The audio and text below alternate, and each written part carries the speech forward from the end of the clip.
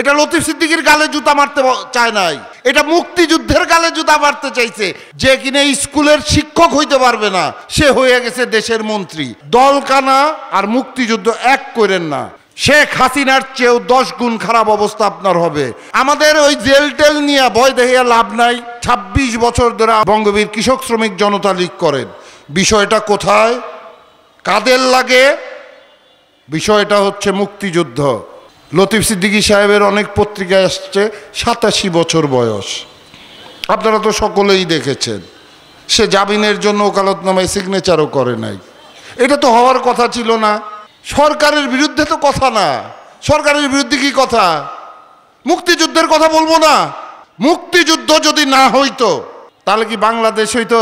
বলেন, মুক্তিযুদ্ধ না হইলে 75 হইতো। আমাদের শহীদ প্রেসিডেন্ট জিয়াউর রহমান সাহেব সেনা প্রধান হইতেন। যদি মুক্তিযুদ্ধ না হইতেন বাংলাদেশের প্রেসিডেন্ট হইতেন না। হোসেন মোহাম্মদ এরশাদ সাহেব প্রেসিডেন্ট হইতেন না। ইউনূস সাহেব আপনি কি তত্ত্বাবধায়ক প্রধান হইতেন? কোথায় সমস্যাটা? কোথায়?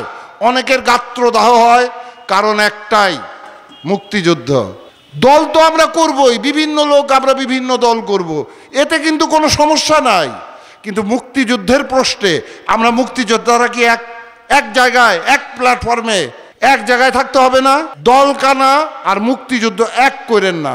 দল যার বিভিন্ন মুক্তিযুদ্ধ বারবার আসে না। কিন্তু আরেকটা কথা বলে শেষ করি।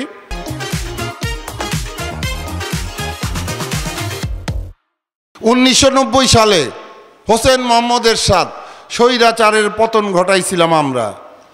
আজকের মতো এনসিপির মতো এত বুদ্ধিমানও ছিলাম না।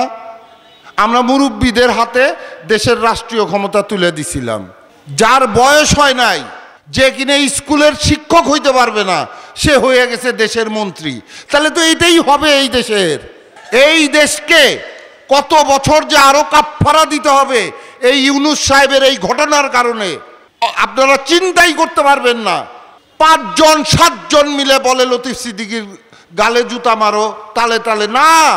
এটা লতিফ সিদ্দিকীর গালে জুতা মারতে চায় নাই, এটা মুক্তিযুদ্ধের গালে জুতা মারতে চাইছে। এটা কি আপনারা বোঝেন? এটাই মূল কথা। এখন প্রশ্নই একটা, মুক্তিযুদ্ধ থাকবে কি থাকবে না, এটা প্রশ্ন। আর যেটা সবচেয়ে যারা জ্ঞানী গুণী বাংলাদেশের যারা সন্দেহ করছে, এই সব কারণটাই একটা, নির্বাচন যাতে না হয়। আমেরিকা থেকে আইসা উপদেষ্টা হয়ে গেছে। আমরা আমেরিকায় যাই না, আমরা লন্ডনে যাই না। রোহিঙ্গা গোছেও 3য় শ্রেণীর নাগরিক মনে করে এদের। কোথায় এরা আমাদের শিখাবে?